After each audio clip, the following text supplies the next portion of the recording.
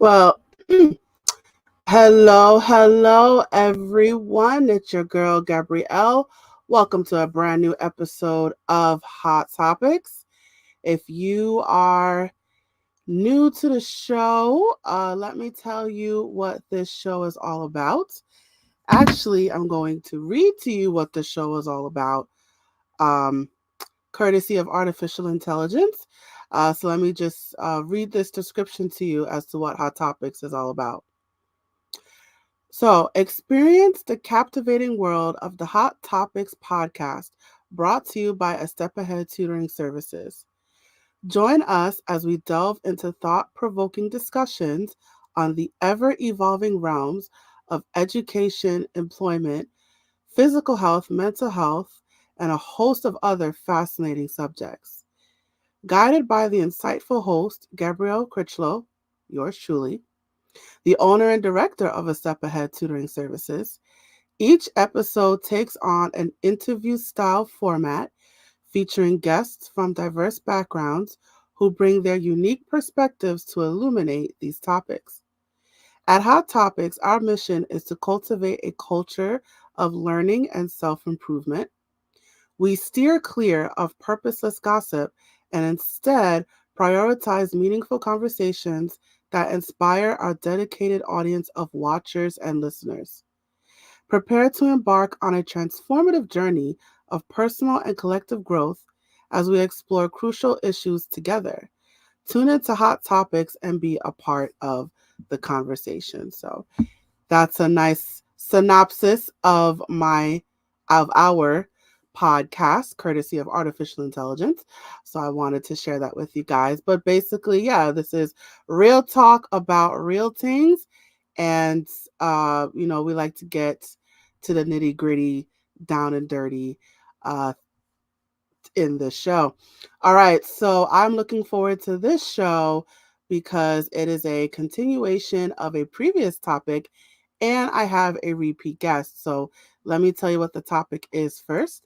So the topic today is, and it's a long one, embarking on an animal based diet, a journey of healing from veganism, part two. So make sure you check out part one, you guys. So just to get to understand the context of today.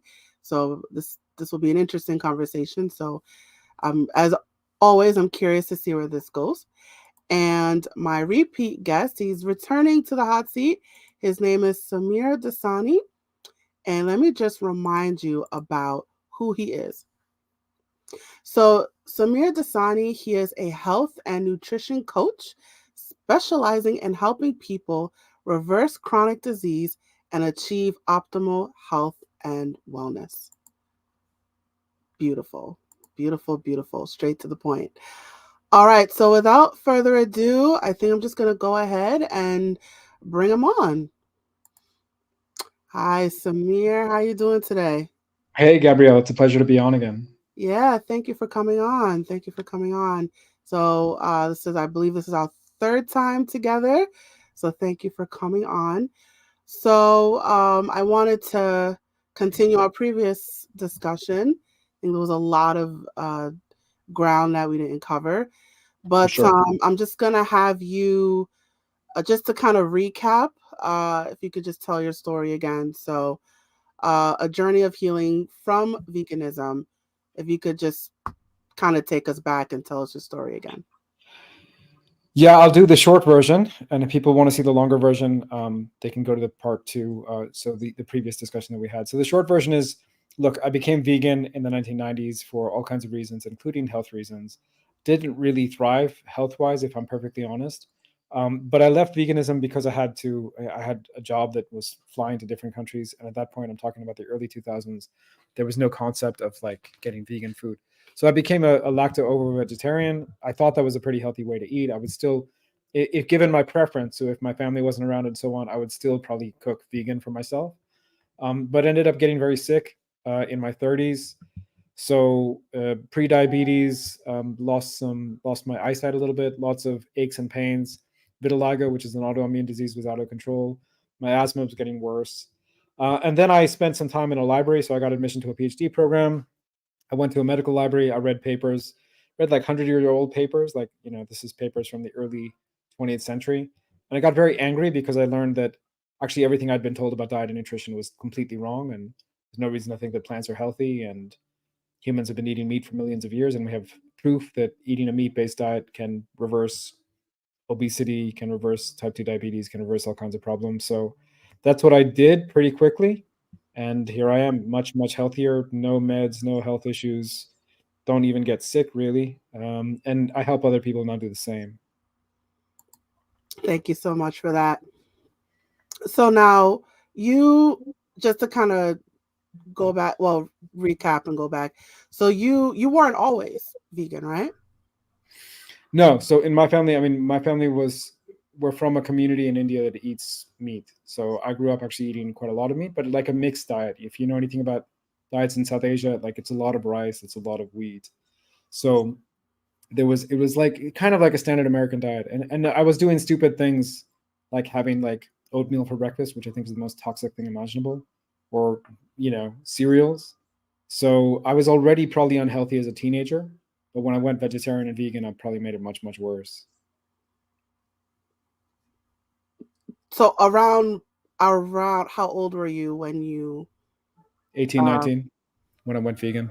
So I sort of was vegetarian for like a day, and then I was like, okay, this is enough veganism. Like I'm not sort of the person who does things halfway.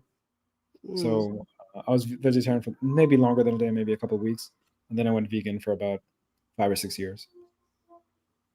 So take us through that moment when so you did vegetarian first and then vegan. Maybe, yeah, for like a day. I mean, so it was one of those things where people said you shouldn't just go from being an omnivore to a vegan straight away. So I was like, okay, whatever. I'll have eggs and dairy for a couple of days. But all my friends around me were vegan, and I was deep into the sort of eco justice and animal rights stuff, which I now think is pretty much misguided. So it didn't take me long to go full into the vegan thing. So what take us to that moment when you became vegetarian. So and you started really young too. So take us to that moment when you Yeah, I think decided. like a lot of I mean, I learned, so I'm now a very good cook, and I have been a very good cook since university. But I think that moment when you sort of get to college, and you would know this given this the previous discussions we've had on this podcast and your previous guests, it's not easy to like show up in a dorm room and be cooking your own stuff and so on. Like it's not certainly not healthy. Most of the options that you're going to get that are cheap and so on. Yeah, it's not Um, a lot of opportunity to cook on college. it's not so my dorm room did have like a communal kitchen for like I don't know, there were 10 of us in that particular wing of the floor or whatever. So you could, and people would, and but most of the things I was cooking that first year in college was pretty ridiculously bad. Like I remember eating pierogies with cheese. I remember ordering out. I'd be on some student plan, but I found the food like not very good and not very filling. So after dinner at the dorm, I would like be ordering pizza and stuff. So anyway, year two in university, we moved to our own place, and then I was like, okay, um, most of my friends, I was already around a group, so I was part of this sort of punk rock subculture and sort of heavy metal subculture that was pretty like vegan, vegetarian oriented already. And some of the people that I was living with, didn't really like it if I was going to cook meat. And I didn't really like cooking meat either. Like handling that stuff was kind of like gross. So I think almost immediately I became vegetarian. And then the vegan thing was just like, that's the next step. And it only took me a couple of weeks, like I said. And all this happened around college, so it sounds like you were influenced by the crowd. I was influenced by a particular subculture, so, it's not, we were not by no means the majority. Like if from your intro, you may know some of the bands that I would mention, but most people wouldn't. Like it was pretty obscure stuff. DC hardcore 90s, straight edge vegan kind of scene. It was very, very obscure. And I wasn't even in DC at that time. I was in Montreal. So yeah, it's yes, I was part of the crowd, but it was a very small crowd, and Mhm. it was like a counterculture crowd. Well, you wanted to fit in.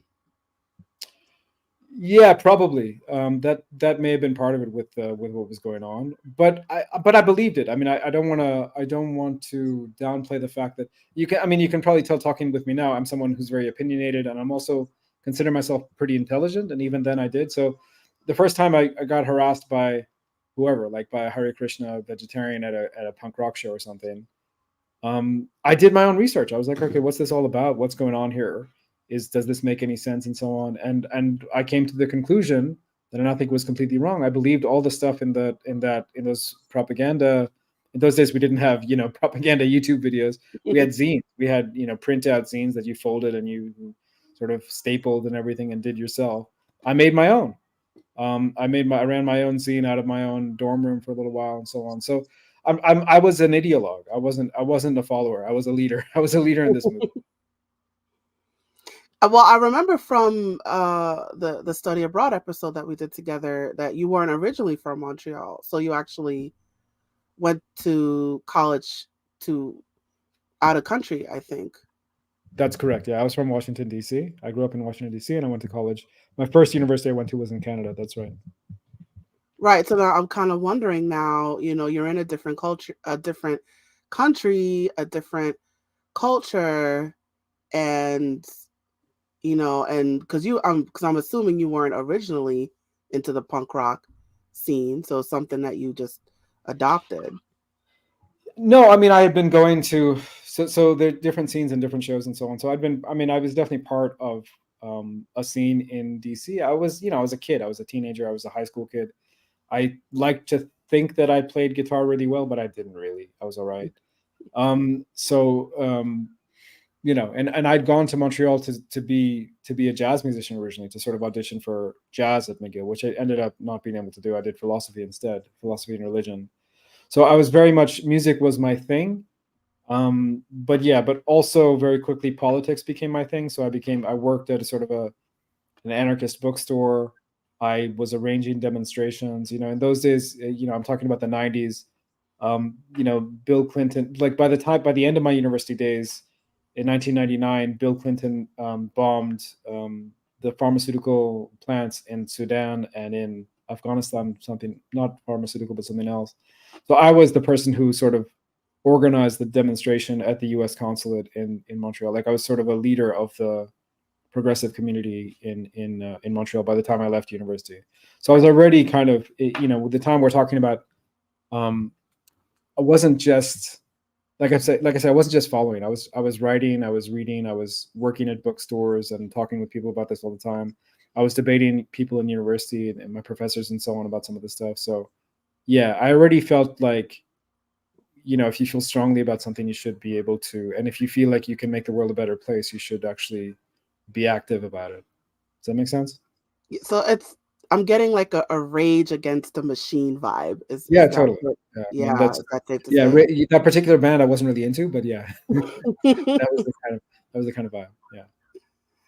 So okay, so then you transition into veganism because you figured, why go halfway, just go all in. So tell us about that.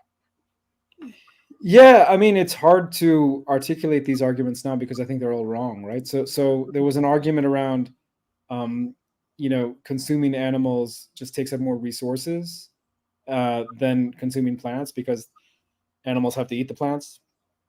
And then you sort of think, okay, well, what plants are the animals eating? Well, if you're talking about cows, they're eating grass. You're going to eat grass? Like that's not what humans do, right? So there's all kinds of problems with these arguments, but they resonated with me at the time. It's only soon after that. So in my 20s, when I went to work in different NGOs and I sort of talked with farmers one on one, I began to understand that these issues are much more complicated than, you're not going to solve the world by not eating a hamburger. It's not really going to change anything. And it's probably a bad idea if you don't want to eat the bread, that's okay. That's probably a good thing. But not eating the meat is probably a bad thing because if you have suboptimal health, right? So I have an autoimmune disease. I have vitiligo, which is a relatively minor autoimmune disease, right? If I had gotten multiple sclerosis, which I know people who went vegan and got multiple sclerosis soon after that, um, you're talking about bills in the hundreds of thousands of dollars, to the individual and to the universe and to the healthcare system, and who knows how much carbon emissions are being put out by little things that you don't think of. How many times you get pricked in the back by a needle that came out of a plastic wrapper, et cetera, et cetera. So if you ever spend time in a hospital, you'll sort of understand that anything, any carbon you may be saving by avoiding an animal, which I don't think you're saving any carbon, but that's a different story. You're going to more than make up for that in the healthcare carbon expenditures that you will personally be involved in later in life. So anyway, so that was one piece of it. There are other sets of arguments that you'll be familiar with, right? So health was one of them. They said that if plant-based diets are healthy, and everyone says that, everyone sort of just nods their head when they hear that, right? It's something that it's the accepted wisdom. And of course, for many people, and I mean, for all of the people, when I think about that group of friends, we were all like hardcore vegans, 20, 25 of us. None of them, like I'm like the last one who left vegetarianism. All of them, their health collapsed, way before even mine did. And they all had to reintroduce meat. So yeah, I just haven't seen it working for people long term. So how long were you vegan?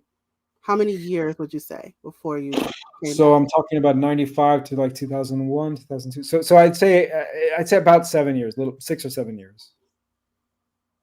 And then that moment when you transitioned back to an animal-based diet. Tell us about that So moment. the animal-based diet is much, much later. So in the beginning, I'm thinking that the plant-based stuff is more or less correct. I just can't do this. I'm traveling to places like India, places like the Philippines. There's no concept of vegan here, and I don't want to be a bad guest. I don't want to show up in people's house and go like, "Hey, what's in this? Can you tell me, please?"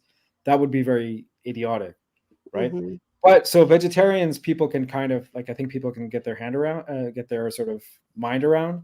So if I show up, like for example, I was the VIP, some years ago. So now I'm talking much later, in my 30s maybe. I was the VIP in a particular village in China. I showed up, and the first thing I said, because as soon as I figured out they were making like a banquet for me, I was like, "Dude, that's really sweet of you and really kind of you, but just so you know, I'm a vegetarian, so I may not eat everything."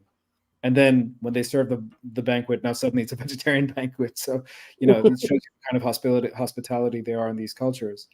But I thought vegetarian would be, something that people could actually grasp. Vegan was like, that's not. I don't want to spend half an hour explaining to people my dietary restrictions. That's just not the life I want to live, and not the kind of guest I want to be when I'm in someone else's culture, when I'm in someone else's house.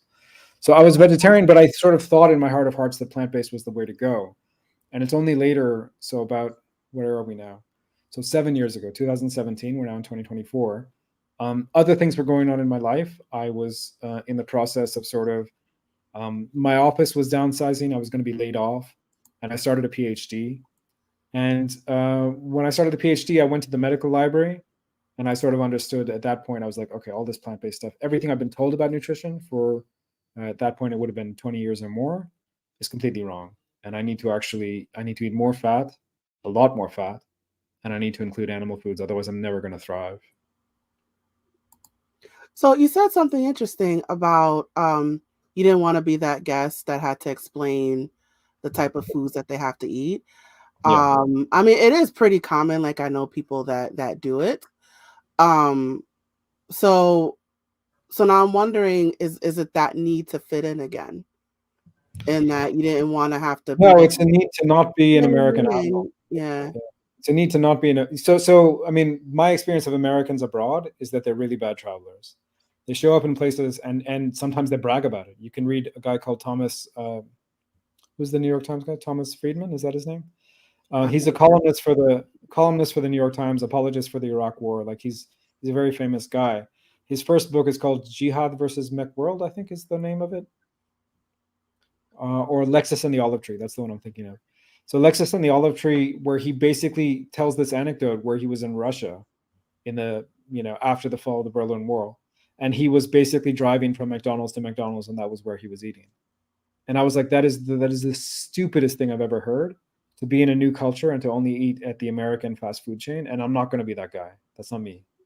So it's not about fitting in. It's about being, what it means to be me. What it means to be me is not to be an American asshole tourist. That's not who I am, right? I'm someone You who goes wanted and, to be like one with the culture, do as the Romans do. yes, but it's not really one with the culture. It's just listening, being kind, and trying to understand people. You cannot understand people unless you're willing to eat their food. It's just not possible. So this is the basic, hospitality one-on-one stuff. You don't show up to places, and when sometimes I travel with other Americans and I sort of have to remind them it's not their job to cater to all of your particular restrictions, right? You're going around with these restrictions. That's fine. That's your business. I'm not telling you how to eat, but you either just keep your mouth shut because it's embarrassing when you're going on about I don't eat gluten and I don't eat dairy and I don't eat whatever. Like, fine, you don't have to eat it. No one is saying you have to eat it, but you can't just hand it back to the grandmother who's giving it to you, right? That's just rude. So take it, sit down, pretend to eat it for a little bit, and then we go. Simple, right?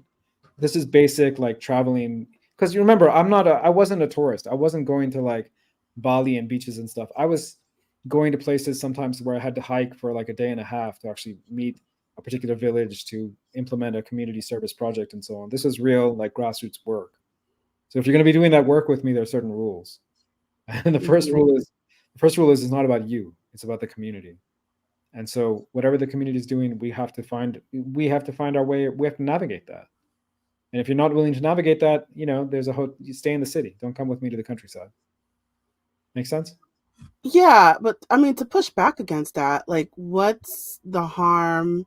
Yes, I understand you're in a different culture.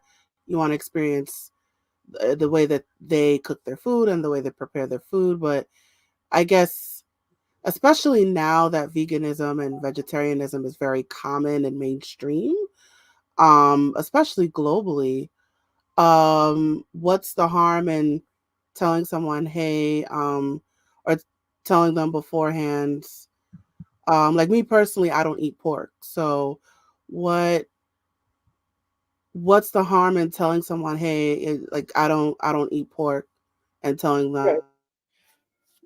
Maybe nothing. I mean, it depends on this. Let me give you an anecdote. Okay. Let me tell you exactly what happened to me once. Okay.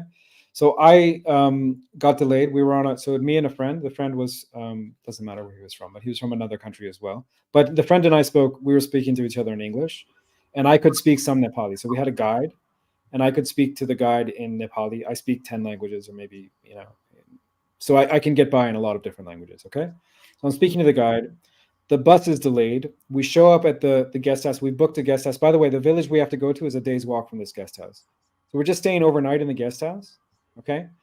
We show up, but we're like 4 hours late because the bus has been delayed. This is before, and there were cell phones, but there's no reception. Basically, I was for the last 2 hours. I've been trying to call the hotel and tell them we were running late, and they just weren't picking up.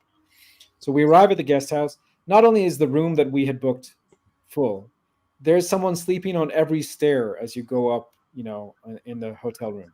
So there's no way for us, nowhere we're sleeping there. So and it's the middle of the night. It's in the Himalayas. It's cold. It was springtime. I think this was in October or autumn. Would have been autumn time, but it's freezing at night, and it was beautiful. You were on top. You could see sort of Everest is not far away. Mount Everest. You look up and the stars. And I was like, okay, cool. We'll just lie down here in the grass and we'll die from exposure because this is not going to happen, right? We're all going to die here. And my guide is like, dude, what the hell are you talking about?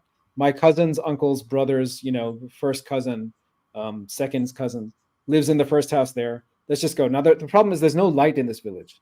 By the way, there's light bulbs. They have screwed light bulbs into all these pictures around the village, but they've never had electricity. And this is what we call optimism. I think Nepalis can teach the world about optimism. There's no light, but every light fixture, every street lamp has a bulb in it. Okay, so even walking a little bit in the pitch black is very, very difficult. We walk to the first house. This person has never seen us from anyone, doesn't know who the hell we are. We walk in. I'm very apologetic. My friend can't speak a word. He doesn't understand any Nepali or Hindi or the languages that we're speaking. I'm like, dude, just shut up and sit in the corner. Just to stay. We'll give you some money. Blah blah blah blah blah. He was like, no, don't talk about money. Just come down and sit down. We're preparing the evening meal, right? Now the evening meal. What would you like? Now, if I had said I would like a cheeseburger, he would look at me like I'm from Mars, right? What do I say when I'm offered a meal? I say, thank you very much. We're not hungry, first of all, although we hadn't eaten all day. We were starving. In this culture, the first thing you say is, thank you very much, but no, we can't. Then he insists, okay, no, you have to eat something. Please, you've come to my house. You are God's guest, right? You're coming into my house. In fact, in my culture, you come into the house, you are God. That's what he said. We believe that the God has come into our house, so we have to feed you. We have to feed you. There's no way around it. Now, if he was offering me pork or whatever, I would have had a problem because I was vegetarian at that time, right? But fortunately, I was in a place where I could say, yeah, look, I don't know, what do you have? I'm not even going to say that at that point in time. I'm not even going to say that I'm vegetarian. What I'm going to say is, what are you eating, right? And it turns out that they're eating, lentils and rice, which is the staple food there. And of course, I could have predicted that they would have been eating that. And there might have been a little bit of chicken on the side. But I didn't eat the chicken, and that was fine. And my friend, actually may have eaten a little bit of the chicken. Now, if I hadn't sat with him, I would not know the stories that person told. The stories that person told were really, really important for the work I wanted to do. I was there to evaluate a certain project, and I was also there to sort of understand the political goings on. This was at a time when the Maoist insurgency was very strong in Nepal. And I was asking him, when I asked him at the beginning, before the food, what do you think about this whole political situation? He was like, yeah, I don't know, nothing really. I mean, we all love the king who was about to be deposed, by the way, that particular king, by the Maoists. So I was like, okay, fine. We eat, we chat. He's chatting. He used to be a taxi driver. He's chatting about his taxi driver days. At the end of that chat, when he's got to know me, he says, look, the road that you were on, it was built by the Maoists. It was built by the communists. It was built by the insurgents. The king has been in charge of this area for 40 years. We're only, I don't know how many kilometers, 20 kilometers from Kathmandu. So only 20 kilometers from the capital. No one has built the damn road. The bus that you took that you're complaining it took 4 hours longer than it should have, it didn't run 6 months ago, right? So in other words, you don't have to know the details of the story, but if I wasn't a gracious guest, if I wasn't just sitting down and sort of saying, okay, let me just eat the family meal, whatever it is, right? Let me, let's have a chat. If we hadn't done that, I would never have been able to actually get my work done, which my work was sort of finding out what local people thought about this particular project and the current political situation and so on. Does that make sense? Yeah. So how long were you with him? Overnight. So we stayed the night, and then in the morning we started I told you the place we days or maybe 3/4 of a day's walk from there. Okay. So I mean that makes sense in that you were only there for one night, you were starving, and you didn't want to be rude. And then there was also a language barrier. And we showed up unannounced. Right. So I mean there were external circumstances where Sure. where you had to go to break to break your personal diet, where you had to, eat what he had to offer, because there were all these other things happening. I didn't have to break anything. No, I mean, Yeah. he was eating vegetarian food. I ate vegetarian food. It was no issue for me. But my point is bigger, is in the bigger picture. I didn't know where I was going to end up, man. I didn't know what I was going to have for supper. I didn't know if I was going to eat. I didn't know if I was going to survive the night. So, when you're dealing with those kind of situations, going in with yourself, like when you talk about your own dietary needs and so on, you're putting yourself first. It's just not appropriate. Just not appropriate. Right, because you were really hungry, right? So when you're hungry, it's like I'm very hungry. Like, I'm a well-fed American person. I was talking to the poorest person in that village. You understand? Yeah. I was talking to a person who was making maybe $2 a day if they sold the rice, and maybe nothing if they didn't. So in that context, me complaining about my hunger, like, just fast, just go for a day without eating. You're not going to die, I promise you. So there's things that are more important. 100%. 100%. And you're showing, what I talk about when I take people to these villages is there's a dignity in poverty. There's a culture of poverty that exists, right? And you going in there with your values and saying this is how it should be and this is how it shouldn't be, and oh damn, there's a mouse under that table or something, that's just not appropriate. Just keep your mouth shut. Your observations are important. Don't say that your observations aren't important. When we go back to the office, we can debrief and we can talk about how that is and talk about how you felt. Yeah. Because sometimes you take people to a slum in India or whatever and they leave traumatized. And fair enough. I mean, I can totally understand you're leaving traumatized, but that slum is, people have been living there for their whole lives. And think about what they're going through, right? So I'm not saying you don't have the right to be traumatized. I'm just saying that the you comes second. You're there to observe. You're there to support.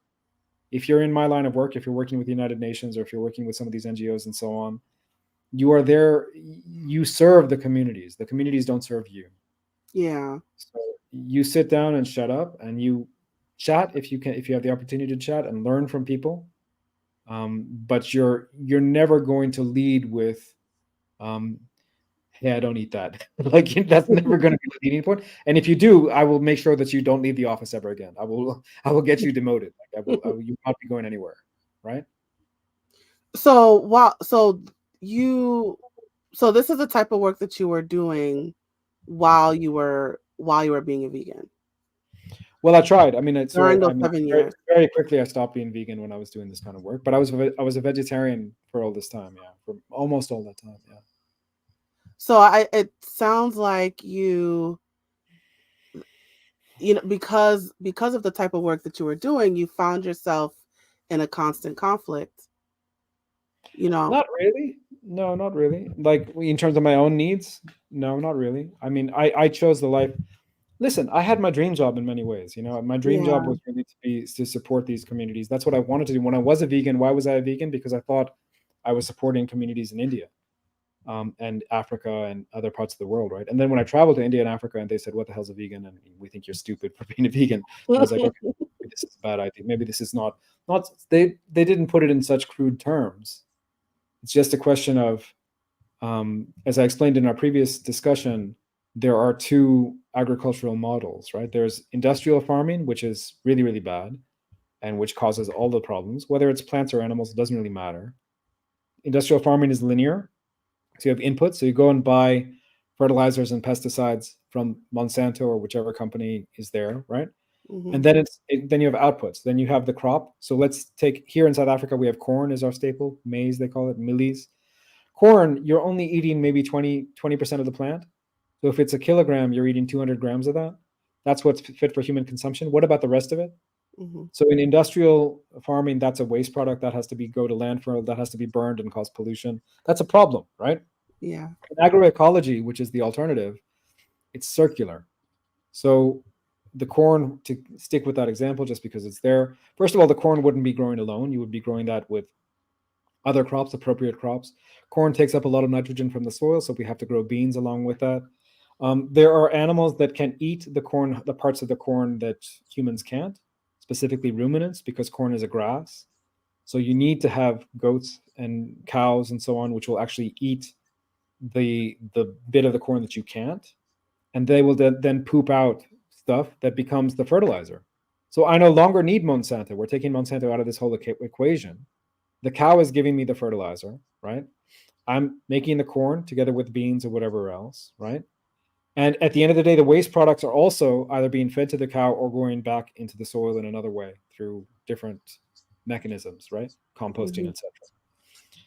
So composting without the animals takes years. Composting with the animals takes weeks. So it's a much more efficient way to do it, right? So when you see it that way, then this is not about plant versus animal foods. That's a really, really stupid way to look at it, as these farmers taught me. It's about, is it a linear system with inputs and outputs, or is it a cyclical system where today's outputs are tomorrow's inputs?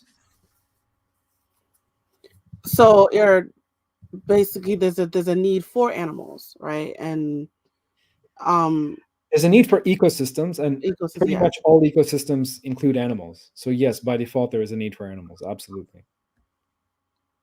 So so the type of, I guess I'm trying to understand. So where did the switch come in where you left veganism, right? So ideologically, I sort of left veganism in those early days. So even as soon as I started working with farmers, I was like, okay, veganism doesn't make much sense. But I still thought, for health and other reasons, being plant-based, like eating plant-based, was actually a good thing. And it's not until much later. So that was, let's say, the early 2000s. It's not until the late 2000 teens, like 2017, 2018, that I actually do my own research. And I understand that everything I've been told about plant-based being healthy is completely wrong, which didn't take long. It took me like a day in the library, because it's so transparently wrong. It's very obviously wrong. So I think there's two different things. There's like the ecological arguments, which started to get complicated, at least in my mind, like 20 years ago. And then there's the health argument, which just fell apart, about 5 or 6 years ago. So what? So when you made the first switch to vegetarianism, you were doing a lot of research back then, right?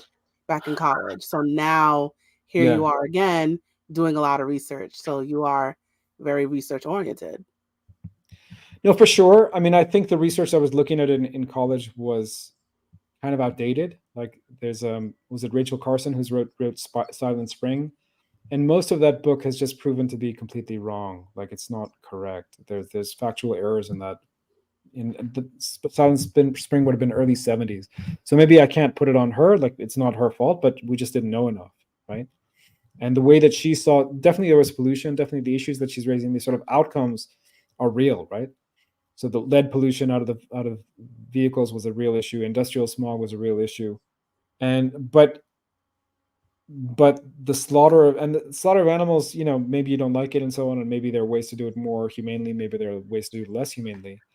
But her, as someone who didn't really spend a lot of time in farms, from what I understand, trying to equate smog and pollution with like a holocaust of animals or something, like that's just weird. Like there's no logic there.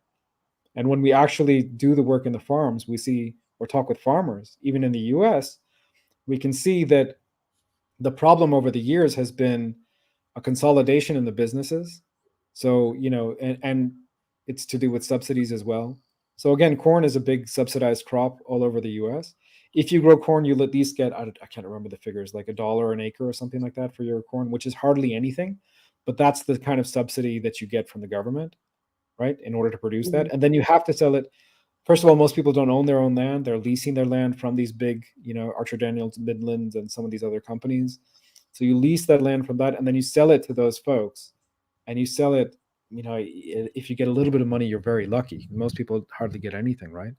And then that corn gets processed into things like high fructose corn syrup and corn flour and all these processed crap. Your Cheetos and Doritos are made with all that processed crap anyway. So there's no part of the system that is any good, except for the people who are making money. They're making a lot of money.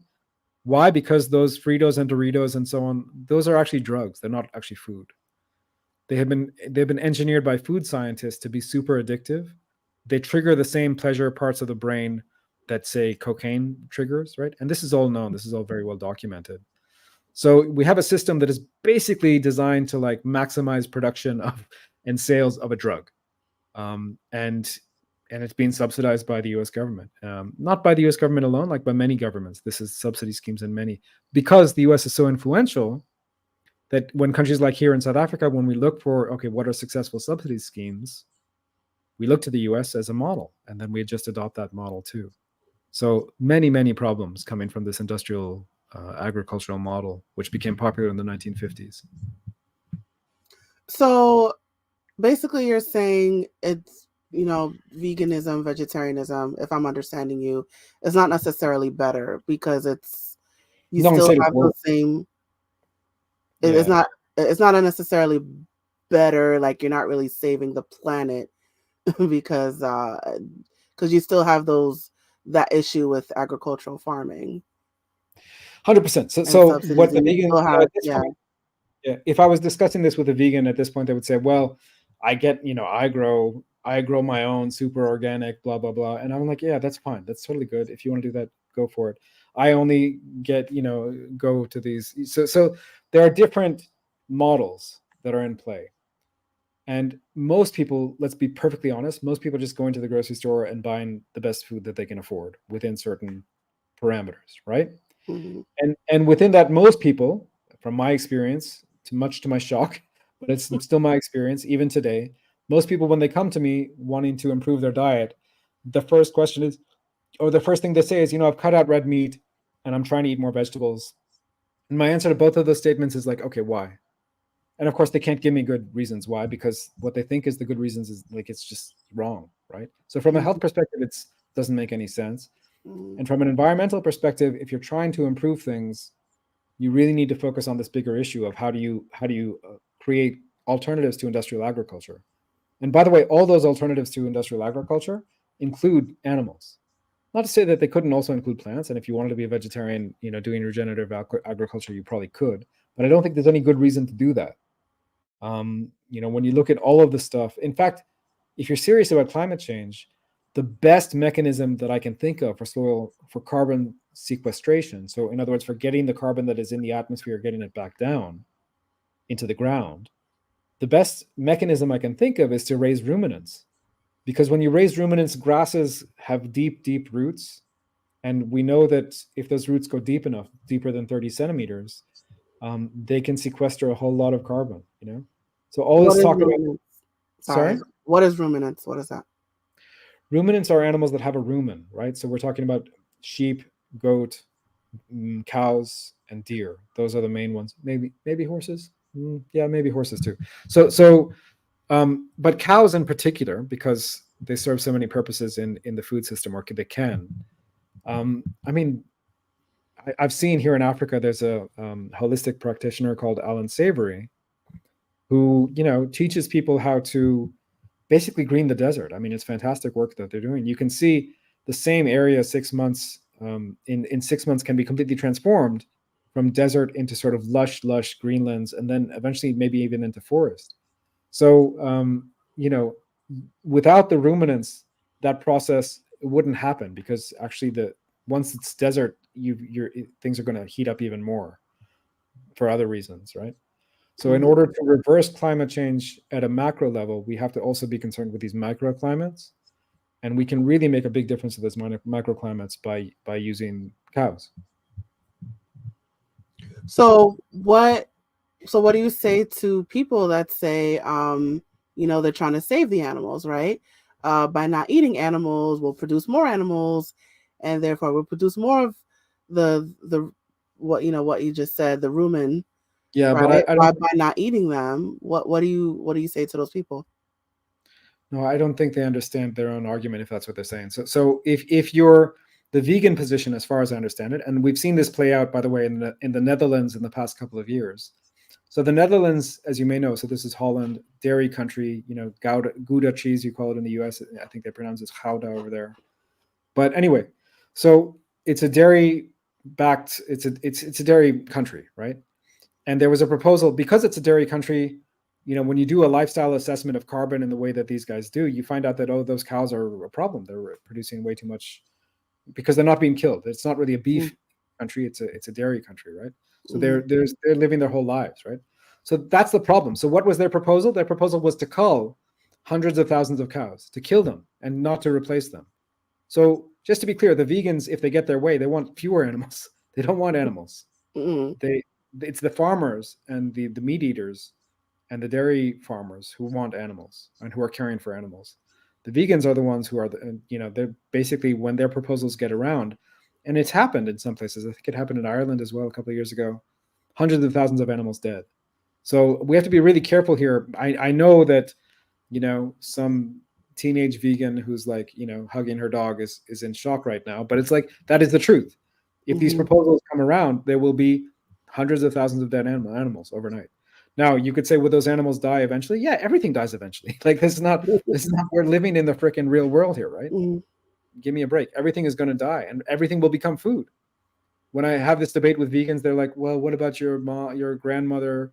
It's like, honey, my grandmother's dead and she is food. Like that's the life cycle. That's what happens. You die, you go in the ground, and worms are going to eat you. Like that's what's going to happen. I can pretty much guarantee, unless you get cremated, and then it's slightly different, right? That's what's going to happen. So there's no. The question is, so what I encourage people to do is think less about Lassie and less about Bessie and whatever, and more so less about an individual animal, and more about ecosystems. We want to be promoting healthy ecosystems, and what humans have done with industrial farming and with many, some of which is livestock farming as well. I'm not saying that this is not that livestock farming is immune from this, but they have just destroyed ecosystems, right? The problem in Bangladesh where I worked, so I was just telling you a story from Nepal. Below Nepal is a country called Bangladesh. They had huge problems in their coastal regions with shrimp farming coming in. So people would you sort of catch baby shrimp in the ocean, and you put them in these saltwater tanks to sort of grow. And it's awful because the runoff, the salt water is sort of killing the grasses and so on. And the pollution shrimp do, they have to they go to the toilet like anything else. It's really awful, the kind of stuff that you get, right? So industrial farming has many different faces, has many different aspects. But unless you're actually dealing with industrial farming as a category, you're not really solving anything. So, and how do we do that? We think in terms of ecosystems, not necessarily in terms of individual animals. Where does that animal come from? Where does that animal belong? How can we make sure that that animal is part of its ecosystem? And by the way, part of that ecosystem will probably include predation. So there's new data coming out. One of the ways in which the Europeans sort of destroyed the Native American population when they came to the Americas, one of the ways in which they did that was they slaughtered the bison, the American buffalo, right? This is very well understood. But what's only now being understood is that one way in which that may have happened is that the Europeans killed the wolves. The wolves were providing a kind of predator pressure to keep those bisons moving on their migration. So they were always running, they were always packed closely together in herds, right? When the wolves went extinct, because again, the Europeans were hunting them, when the wolves all died out, the bison didn't have that predator pressure. They overgrazed some areas, they undergrazed some areas, and they died by the millions or by the hundreds of thousands, maybe. So I'm not saying that that's the only thing that led to their extinction, but it seems to be that that was one factor. So predation is part of life. Predation is part of this ecosystem that we have to rebuild. We have to rebuild all these ecosystems. So we have to think about things with the bigger picture, right? So in terms of, like you're saying, with the morals of veganism, like you think they're actually saving the animals, but they're actually killing all the animals, which is then disrupting the ecosystem. Yeah, it So could it's be. counterintuitive. It could be. Yeah. I mean, I don't know the Netherlands case well enough to sort of tell you is that an ecosystem-based agricultural system or not. But, if you have cows, especially dairy cows have to eat grass. Like there's nothing else. They can't be given anything else. They're not going to produce milk unless they're eating the grass, right? So maybe there's some like waste products, especially, but we only generally see that in feedlots. So dairy cows generally eating grass for like their whole life, right? And in that circumstance, that is the ecosystem. Like that is exactly what parts of Africa look like. That is exactly what much of Europe looked like, 100,000 years ago. So when you're talking about like that is the solution. Like whatever it is, that is the solution. More cows, more ruminants, building up more grasslands. Also, we have cows. Like there's a cow in Scotland. I think it's called a Highland cow, which likes to live in the forest and which can eat plants in the forest and so on. So I'm not saying that it's a one size fits all or that cows are the only solution, but finding ruminants that can thrive in your particular ecosystem and be part of it, that's great. Because when human food production systems mimic ecosystems, that's when we're doing the least harm, right? That's when we're doing the least damage. That's when we're causing the least suffering to ourselves and to everyone else, I would say. That's I'm blown away. I was like, wow, this is all news to me. So now, all right. So just to kind of pivot to your health. So you had an autoimmune disease. You still have it, or it's gone? Yeah, with autoimmune, it's always there. I don't know if you can see it though. It's hardly there. So there's a little bit of white there, a little patch there. So that whole area, it looked like I was wearing a wristwatch a few years ago, and now it's more or less gone. But yeah, it's still there a little bit. If I eat the wrong things, I'll still get an asthma attack. But I haven't had my inhaler for 4 or 5 years. I think I had to take an inhaler, maybe 3. So yeah, so I'm pretty much over my autoimmune issues, but they're in remission, if you want to put it that way. So because of your autoimmune issues, that is it safe to say that it forced you to consume more animal products?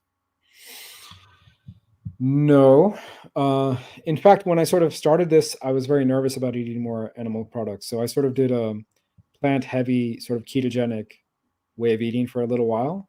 And that didn't fix my autoimmune, but at least stabilized it. So my autoimmune was getting out of control. I had spots on my face, which I really didn't want. So when I sort of went sort of low carb and keto is when that stopped. And then when I went really much closer to carnivore, so what I eat now is a hyper carnivore diet. So I try and get 70% of my calories from meat and the remaining 30% from mostly low carb plants. So it's only when I did that, when I switched to sort of much more meat heavy diet, that my spots actually started to shrink and go away. Oh, so it wasn't was was it triggered by the the veganism, or was it something that was always there and it So just made so it you started in interested? my teens. It started before. So it started in my teens when I was on a standard diet, but it was getting worse when my vegetarian. So when I was vegan, to be honest, it didn't get worse. It didn't get better. It was kind of the same. But Mm-hmm. over the years, when I was vegetarian, it started to grow. It started to get weird. It started to look funny. It started to grow too much. So I'd say that it did the worst under when I was sort of vegetarian. Oh, okay. And then when you when you made the switch, when you decided to take in more animal products, then you noticed a change. Oh, 100%. Yeah. And not just me and my wife, like people around me, they sort of said, notice that it's because at one point it was, this is also stress related. So I think most people who've struggled with vitiligo know that if you go through, like if you change jobs or you move houses or whatever, you see that the spots get worse. So I had changed jobs and moved houses and moved countries, and my spots were looking pretty bad. And Mm-hmm. then after I switched, it was pretty quick that my wife was like, "Hey, what happened to your spots? Doesn't look the same as it used to." So can't really remember how quick it was. Was it? I think it may have been maybe 6 months um, that it sort of retreated, and yeah, almost went away. So I can imagine that you were under a lot of stress with all the different changes and with your job, all the traveling and dealing with people and all Yeah, this. I would imagine that, that would trigger it. yeah, 100%. Yeah, no. So stress in general does trigger it, absolutely. So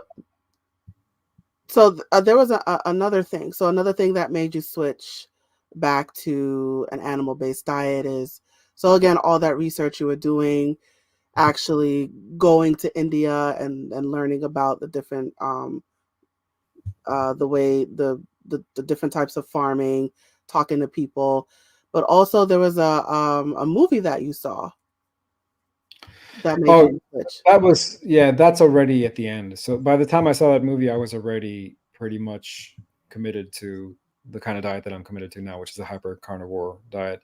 But I just thought that movie.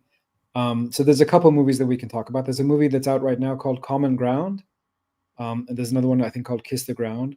Both of Mm-hmm. those are on regenerative agriculture. They go into a lot of detail, and they're both very good movies from what I've heard. I haven't, to be honest, I haven't seen either of them. And then the one that I did see is called Sacred Cow, by Diana Rogers and Rob Wolf. So they wrote a book and they also made a movie. It's good stuff. It covers some of this in some detail. Not as much detail as I now know, but definitely that's a good place if people want. And I think it's available now for free on YouTube. So if you go to YouTube and you put in Sacred Cow, the case for meat, something like that, or the case for ethical meat, or something like that, I think you'll get that documentary. It's definitely worth checking out. So by the time you saw that movie, you already made your decision, and I that was you're already I was yeah. already on board. I was already committed to this. Yeah, that movie just it consolidated a lot of the arguments in one place, and I thought it did it very elegantly.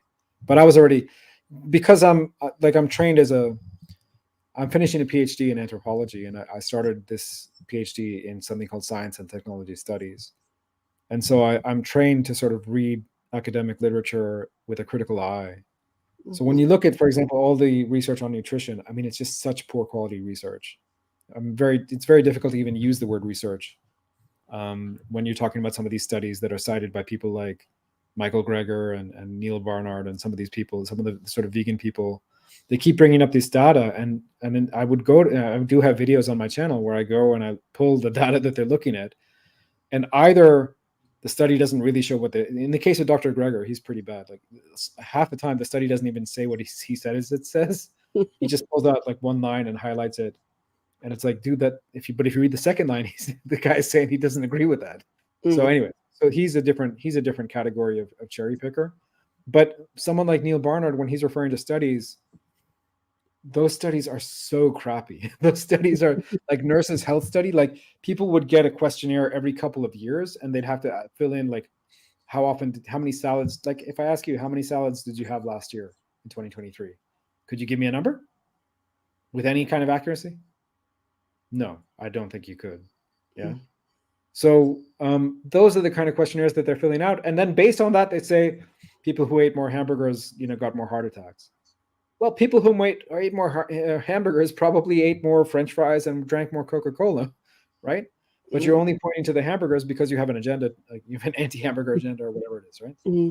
So that's the kind of really crappy data that most nutrition science is based on. And in fact, this is known. So there's another scientist called John Ioannidis. He's a fantastic, he's almost like an Einstein figure of our day. And he has written that just stop putting out these studies. Like anything that says a nutrition study, don't read it, put it in the bin, burn it. Like it's just a waste of time. The fact is that these studies have been so popularized, and they really tell us nothing. They just cause confusion. And if you want to teach scientific literacy, what we should teach is if these kind of correlational studies have an RR of less than 2. So what that means, technically speaking, is they have to double the risk of something, right? So you read something that bacon increases your risk of cancer by 16% or something. That's an RR of 1.16 in these correlational studies. Not relevant. You're not hitting 2. Until you hit 2, it's not even close to, not even worth. And even then, so let's say you double the risk. Let's say bacon doubles the risk of a certain form of cancer. Then it's hypothesis generating. Then you have to actually get people in a lab, ideally twins, give one of them bacon and give one of them the same diet without the bacon, follow them for years, and see who does better. And based on the anecdotes, the one who gets the bacon is probably going to do better, because a lot of these centenarians, like there was a lovely, I'm forgetting her name, but she was a fantastic, hyper centenarian. So I think she's about 120 years old when she passed a couple of years ago. African American woman from the deep South. I want to say from South Carolina, but maybe from Mississippi or something. Really interesting lady. And asked about her secret to health. One was like, don't get married, and the other was have your bacon every morning and don't let anyone stop you. And she lived to be 120, right? So I mean, these anecdotes don't really mean much. But my point is, the bacon increases cancer risk by 1.16 because someone was asked to remember what they ate, and the person who didn't get cancer, put that they ate a little less bacon than the one who didn't get cancer. Like this is all meaningless, completely meaningless. Not real science, I would say. Right. So you're saying the research behind all those studies, it's not accurate research. It's not scientific. They're not even studies. They're not even studies. They're questionnaires. So you have people who are working in a hospital, so who are nurses or whatever. Nurses, by the way, have stressful lives, right? It's a pretty stressful occupation. Then you're taking them away for an hour once a year. Like you're sending them a questionnaire and asking them to fill in. You can see, I posted on my Facebook at one point, I found the original questionnaire from 1970, whenever that nurse's health study started. And it's like, how many times a week you eat or you have eaten these various things over the past year. And it has salads, it has, lasagnas. By the way, lasagna will count as meat, even though lasagna is mostly pasta and tomatoes, right? So the way that they define some of these things is a bit weird. That's another problem. But you can't learn anything from this. This is completely meaningless, because we know other studies have shown that, okay, let's say I feed you something right now. It's probably around your lunchtime. I'm going to feed you something right now, but I'm not going to tell you that I'm going to ask you about it later. Let's say I ask you in 48 hours, what did I feed you on March 8th for lunch? You don't remember. Like, your recall is very poor. We know that from other data, from studies that have been done, like I'm describing. So people don't remember what they ate. And then you're asking them to remember what they ate for a whole year. Like, give me a break. And then you're making public health recommendations based on that. Hey, give me a break, man. This is a joke. And we also know that people tell you what they think you want to hear. If they think you think that salads are healthy, well, they're going to say they eat a lot of salad because they want to be. Hey, I'm a healthy person, right? On the other hand, if you think they think that hamburgers are unhealthy, and you're the kind of person who, man, screw it, man. I eat my hamburgers. I drink my, smoke my cigarettes, right? that's the person who's clicking that they eat more, who's checking the box for I eat more hamburgers. So there's an unhealthy user bias among the meat eaters as well, because we've been told that meat is not healthy. And we know that that's the case because when we look at the similar kind of data in China or in Asia, we don't Mm-hmm. see that. We see Yeah. that the meat eaters live longer, the meat eaters get less cancer, the meat eaters have less heart disease, et cetera, in the Asian studies that are done with the same methodological flaws. So I don't want to say that those are good studies. They're not good studies. But because those cultures don't have the same pro-vegetable bias that our culture has, so you don't see that coming out in the data. Anyway, this is all just to say that that particular methodology of like nutritional epidemiology is like worse than useless. It's just confusing things. And I'm and just to kind of like I do notice that you're very passionate about this. So can you explain to us why you're so passionate? Or I don't like, Because does it you sound, I don't know, like you sound angry to me or passionate. Like I I'm am a noticing a no, strong I emotion told from you. you. Yeah, I mean the word I used was anger. When I spent 2 days in a library and I figured out that hey, there's nothing in here that shows me that a single vegetable is actually healthy. I was angry. I was freaking angry. So, and not just for myself. Let me be clear. My dad, so my father is someone who, just to pick a random example, I see lots of clients, and my clients come to me and they're sick, they're suffering, and they're eating too many vegetables, and I don't think those are unrelated. Number one. Number two, my dad, who was the kind of guy who would like read the health column in the Washington Post in the 1980s, and then suddenly, we have a juice maker in the house, or we have a bread machine in the house. We have a like we he was on every single health kick you can imagine from about 1985 onwards, I think. Yeah. Mm. So he's very healthy, very health conscious, etc., and was eating his fruits and veggies every day. At the age of 79 or 78, develops a very rare autoimmune disease, 1 in a million kind of stuff. Yeah. And yeah, of course, there's a genetic component to this. Yeah, of course, all that is there.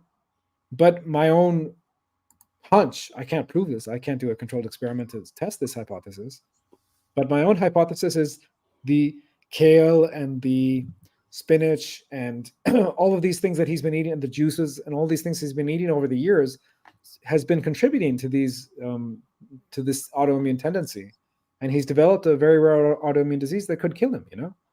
So, and that's just one story, but there are millions of stories like this where people are eating foods that they think are healthy, that are filled with oxalates, lectins, tannins, and other anti-nutrients. So all plants have anti-nutrients, which take away the nutrients that we need, that we are not processed to deal with, right?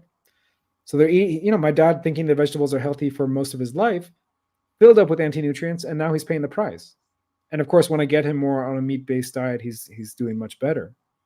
But it took effort to convince him, because he's been reading the New York Times and the Washington Post for years, telling him to eat more vegetables. And now he's also getting angry because as he's eating fewer vegetables, he's getting healthier. Make sense? Yeah, it sounds like you've been lied to, and that makes you Oh, angry. yeah, we have been lied to. I mean, there's two things. There's the lie, and there's the people who are stupid enough to believe it, right? So I'm kind of angry at myself too, and I don't want to downplay that. But yeah, the lies of mainstream nutrition are really, especially from people who should know better, right? Hmm. So Dr. Christopher Gardner, who just put out this vegan twin study and so on, he did an earlier study. I don't know if you read my piece that I sent you on that, eh? Yeah, the But he did, article. yeah, he did an earlier study in 2007, which basically proved that low carb, meat heavy diets were healthier than vegan diets. And in fact, that's the summary of it. That's what it says. It says the Atkins diet was healthier than all the other diets tested. So he knows this, but because he knows that, he's not asking which diet is healthier. He's asking a different question: which diet reduces cholesterol the most? And in that same data set, he found that the vegan diet reduced cholesterol the most from 2007. So he's putting his finger on the scale. He's not counting the metrics. When he did it the first time, he counted a lot of metrics: weight, body weight, sugar, glucose, insulin, many, many things. And he found that Atkins outperformed vegan on everything except for cholesterol. So now what's he testing? He's only testing cholesterol. which is a pretty minor metric. We can talk about it in some detail. I don't want to bore people, but Yeah.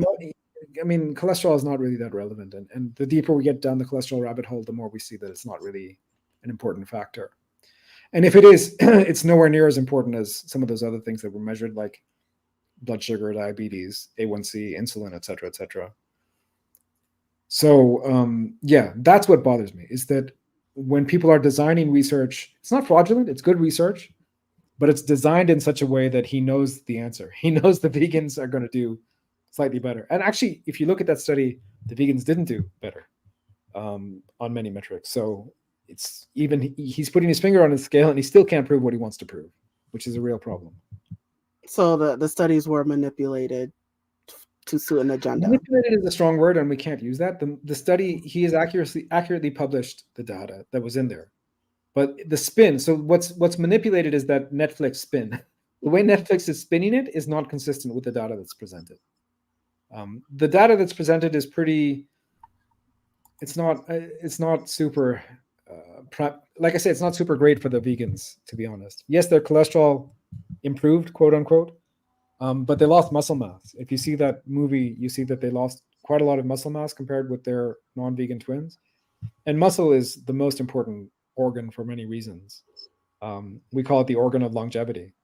So the fact that, especially the older ones, if you are losing muscle mass in your 50s and 60s or even your 40s, you might not be able to get that back. That may be a one-way ticket to a shorter life. And all this is it's pretty interesting, and it's like, all these things like is different from what I heard, so it's very I guess it's different from what we all heard. Yeah, it's different from what we all heard. So I mean, that's why it's so. And the thing that bothers me is, like, it's not controversial. It shouldn't be controversial, right? So if you look at where's my starting point? One starting point is, what is the traditional human diets? What diets did humans evolve to eat in nature, right? And we can look at the evidence, and we can see that humans were eating a whole lot of meat, 70-80% meat. We're eating more meat than seems possible by some measures, right? And we were eating also fish as well, so seafood and meat, both, right? And that only changed 10,000 years ago when agriculture became a thing. What else happened 10,000 years ago? People started getting sick. We have the first cases of we got smaller, and we know that our height is correlated with our overall health. So the average human height 10,000 years ago was 5'10". Now it's like 5'6", right? So we got smaller. Our brains got smaller, meaning that our capacity for thinking probably decreased as well. So this has been known. Jared Diamond, who's a mainstream anthropologist, wrote about this back in the 80s or 90s. And he said that the agricultural revolution was probably one of the worst things in human history, right? So this has all been very well understood. But the flip side of that, which is that the default human diet should be a very meat-heavy human diet, no one seems to want to take that leap. But those of us who have, I mean, I think we're an example. Our health is thriving, and we're doing, reversing autoimmune is one piece of it. Gut health is one piece of it. Mental health is a huge piece of it. When I have people who are struggling with mental health and we do this kind of a diet, and man, the improvements you see are just crazy. Even for people with eating disorders, we find that the people are describing that, for the first time in decades, I feel like I don't have a disordered relationship with my food. So fantastic stuff that we're seeing. And I just want to, why do I get angry and passionate? Because I want to get the word out. I want people to actually, you don't have to suffer, is my message. And there are ways to stop that suffering. And on that note, we're going to start to wrap things up. So now, I mean, you said a mouthful already, but, as I like to do with my guests, if I ask them if they have any words of wisdom that they'd like to share. So, Sameer, do you have any words of wisdom you'd like to share? No, I mean, just the end there, like, we don't have to, if we look at the data, we find that something like 90% of people in the US and maybe 50% of young people are not metabolically healthy. Okay.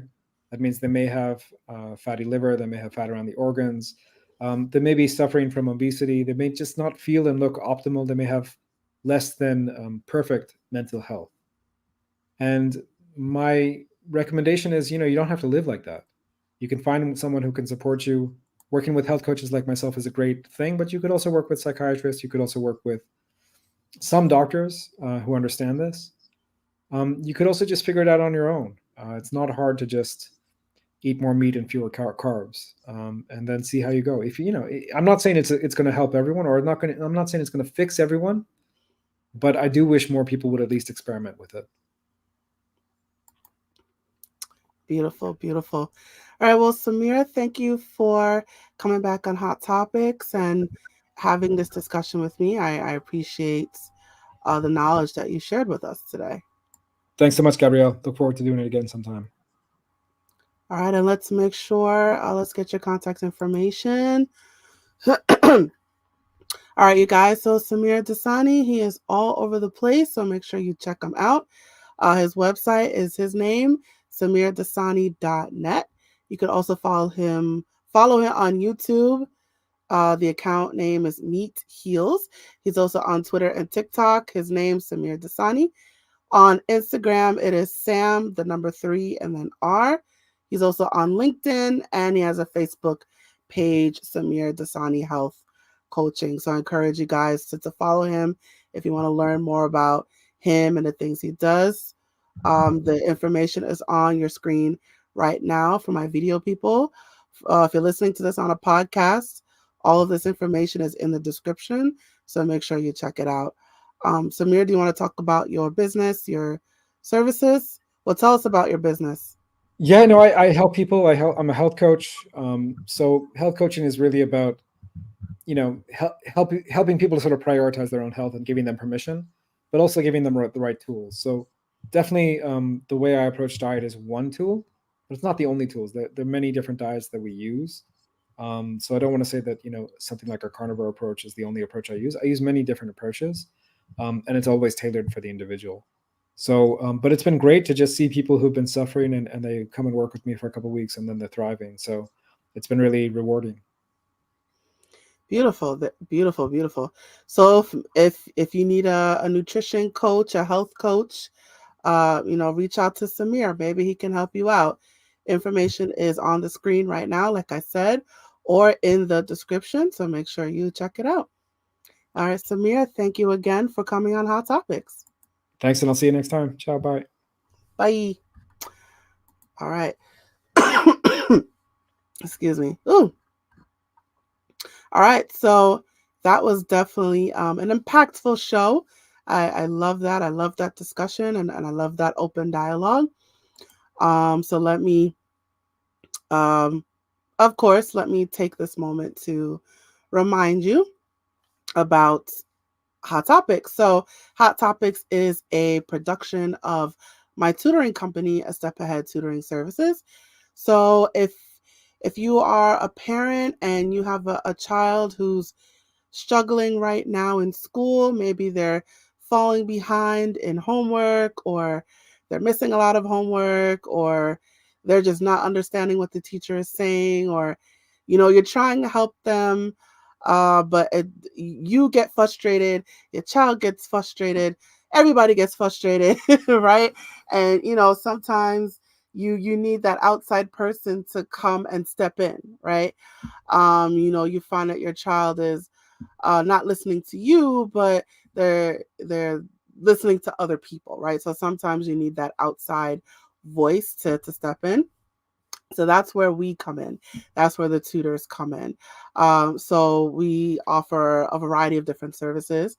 We come to you in person, so we do in-home tutoring, but we only do it for New York City. So we are location specific.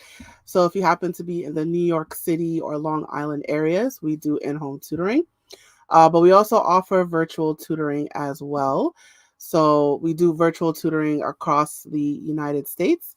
So we reach out to you in one way or another. So if you are looking for a tutor, reach out to us. Our website is www.astepaheadtutoringservices.com.